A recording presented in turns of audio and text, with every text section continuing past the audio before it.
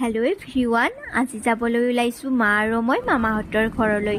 আজি বহুত মাহৰ মূৰত মামাহঁতৰ ঘৰলৈ যাম। পিছে আজি এটা বিশেষ কামৰ কাৰণেহে যাই আছোঁ। এতিয়া আমি আহি পালোঁ।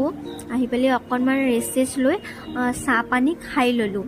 আৰু বিশেষ কামটো হৈছে কি জানেনে, বিয়াৰ বজাৰ কৰিবলৈ হয়। আৰু আমি গোটেই মাহাই এখন গাড়ীতে বিয়াৰ বজাৰ কৰিবলৈ যাবলৈ ওলাইছোঁ। আৰু চাওকচোন, আমি মানে এজনৰ ওপৰত এজন বহিছোঁ, কমেও সাতজনমান মানুহ এখন গাড়ীতে এনেকৈ গৈছোঁ।